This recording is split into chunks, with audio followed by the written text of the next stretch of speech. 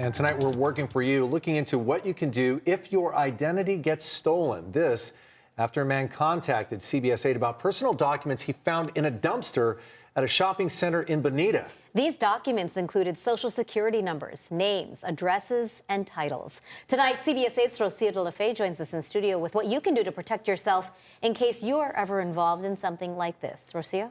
Yeah, those documents had sensitive information. They were spotted by a Good Samaritan who realized they belonged to a law firm. We reached out to the attorney at that firm who says he had hired a professional moving company to dispose of those documents. And while that company now says they will dispose of those documents properly, it's a stark reminder of just how easy personal information can get lost.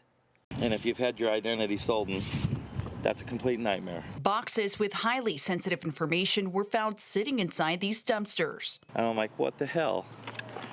This stuff's supposed to be shredded. They were found by a man named Greg who was making his rounds at a shopping center he helps maintain. You got loan titles, house deeds. Greg realized the documents belonged to Speckman Law Firm. We contacted the attorney, David Speckman, who confirmed the documents were his. As a lawyer, you maintain certain files, usually for a period of about 5 years before they can be disposed of. And when they're disposed of, they should be shredded or appropriately disposed of. Speckman, who didn't want to go on camera, says he retired a couple of years ago and hired 365 Days labor movers to get rid of the documents. The boxes were picked up on Monday and were found on Tuesday by Greg. Speckman says he immediately called the moving company and told the owner what had happened. What happened, I don't know. I'm sure she's going to look into that a bit. It shouldn't have happened. Thank goodness, a Good Samaritan stepped up and contacted me, so the situation was managed. Among the dumped documents were also Speckman's own personal information. It causes me concern. I'll put a fraud alert on my credit report. The moving company has since vowed to properly dispose of the documents. Although it's unclear if any information was stolen in this case, the mismanagement is raising questions about what to do in case your information gets into the wrong hands. I reached out to Identity Theft Resource Center about steps you can take to protect yourself.